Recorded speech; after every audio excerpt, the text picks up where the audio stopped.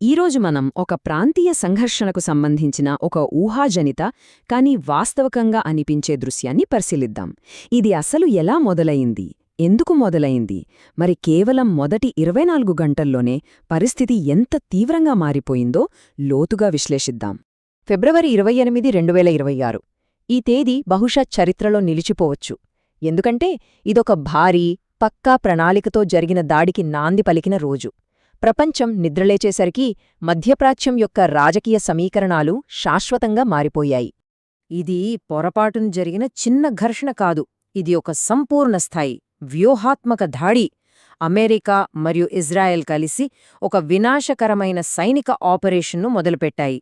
ఇది మొత్తం ప్రాంతాన్ని యుద్ధ జ్వాలల్లోకి నెట్టేసింది. దాడి మొదటి వేవ్ చాలా తీవ్రంగా, చాలా వ్యూహాత్మకంగా జరిగింది.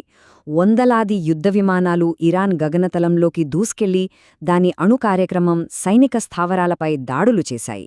లక్ష్యం చాలా స్పష్టంగా ఉంది: ఇరాన్ సైనిక శక్తిని దెబ్బతీయడం, దాని ప్రభుత్వాన్ని అస్థిరపరచడం, ఇంకా వీలైతే ఉన్నత నాయకత్వాన్ని పూర్తిగా నిర్మూలించడం. ఇక మొదటి రోజు నుంచే ఒక దిగ్భ్రాంతికరమైన వార్త బయటకొచ్చింది.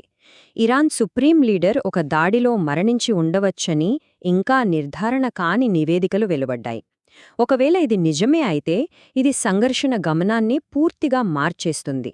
దేశంలో అనిశ్చితిని, బయట ప్రతీకార కోలికను విపరీతంగా పెంచుతుంది. ఇరాన్ ప్రతిస్పందన వెంటనే చాలా తీవ్రంగా ఉంది. వాళ్లు తమ శత్రువులు ఇద్దర్నీ ఒకేసారి లక్ష్యంగా చేసుకున్నారు. ఒకవైపు బ్యాలిస్టిక్ క్షిపణులు ఇజ్రాయెల్ నగరాలపై వర్షంలా కురిశాయి.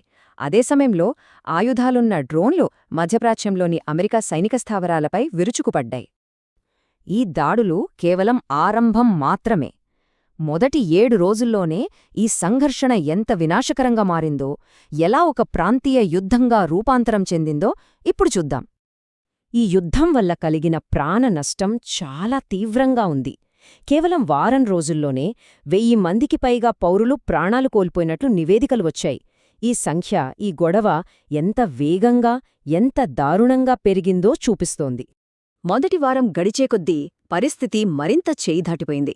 అణు సౌకర్యాలు, వాయురక్షణ వ్యవస్థలపై దాడులు కొనసాగుతూనే ఉన్నాయి. నగరాల్లో భయాందోళనలు మొదలయ్యాయి. మరోవైపు ఇరాన్ ప్రపంచంలోని కీలక చమురు మార్గమైన హోర్ముజ్ జలసంధిని మూసేస్తానని బెదిరించింది. దీనికి ప్రతిస్పందనగా అమెరికా తన సైనిక ఉనికిని పెంచింది. ఇక ఇరాన్ మిత్రపక్షాలు కూడా యుద్ధంలోకి దిగే ప్రమాదమేర్పడింది. అసలు ఇంతటి వినాశకరమైన యుద్ధానికి దారితీసిన పరిస్థితులేంటి? ఈ ప్రశ్నకు సమాధానం దొరకాలంటే మనం కొంచెం వెనక్కి వెళ్లి ఈ సంఘర్షణ మూలాలను పరిశీలించాలి. ఈ యుద్ధం రాత్రికి రాత్రే పుట్టుకురాలేదు. దీని మూలాలు దశాబ్దాల నాటి అపనమ్మకం, శత్రుత్వం, పరిష్కారం కాని ఉద్రిక్తతలలో ఉన్నాయి. ఈ కాలక్రమాన్ని చూస్తే ఈ యుద్ధానికి దారితీసిన సంఘటనలు మనకు స్పష్టంగా అర్థమవుతాయి. 1979 ఇస్లామిక్ విప్లవం తర్వాత ఇరాన్, అమెరికా, ఇజ్రాయెల్లకు ఒక నిప్రింప శత్రువుగా మారింది. 2015లో ఇరాన్ అణుకార్యక్రమాన్ని అరికట్టడానికి ప్రపంచ శక్తులు JCPOA అనే ఒప్పందాన్ని కుదుర్చుకున్నాయి. కాని 2018లో అమెరికా దాని నుండి వైదొలగడం పరిస్థితిని మళ్లీ మొదటికి తెచ్చింది. 2024లో తొలిసారిగా ఇరు దేశాలు ఒకరిపై ఒకరు నేరుగా దాడులు చేసుకోవటం 2025లో ఒక తీవ్రమైన కాని పరిమిత యుద్ధానికి దారితీసింది. 2026 పూర్తిస్థాయి యుద్ధానికి ముందు 2025లో మొదటి పెద్ద యుద్ధం జరిగింది. ఇది 12 రోజులు మాత్రమే కొనసాగినా చాలా తీవ్రంగా ఉంది. ఇజ్రాయెల్ దాడులకు ఇరాన్ ప్రతీకారం తీర్చుకుంది. చివరికి ఒక తాత్కాలిక కాల్పుల విరమణతో ఇది ముగిసినా అది కేవలం ఒక విరామం మాత్రమే. శాంతి ఎక్కువ కాలం నిలవలేదు. మరి ఆ తాత్కాలిక కాల్పుల విరమణ నుంచి పూర్తిస్థాయి యుద్ధానికి దారితీసిన చివరి కారణాలేంటి? ఈ సంక్లిష్ట పరిస్థితిని మనం 3 ప్రధాన కారణాలుగా విభజించి చూడొచ్చు. ఇక్కడ 3 కీలక అంశాలు ఉన్నాయి.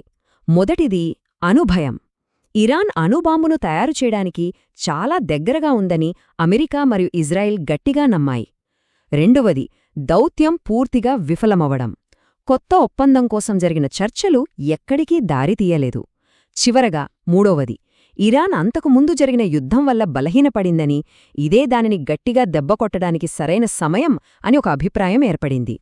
ఈ 3 కారణాలు కలిసి ఈ వినాశనకరమైన యుద్ధానికి దారితీశాయి. ఈ విశ్లేషణను మనమొక కీలకమైన ప్రశ్నతో ముగిద్దాం. ఈ యుద్ధం కేవలం ఒక ప్రాంతానికే పరిమితం కాలేదు. ఇది ప్రపంచ ఆర్థిక వ్యవస్థను, భద్రతను ప్రమాదంలో పడేసింది. ఈ విధ్వంసం మధ్య శాంతికి మార్గముందా, లేదా ఇది మరో ప్రపంచ యుద్ధానికి నాంది పలుకుతుందా? ఇది మనం ఆలోచించాల్సిన విషయం.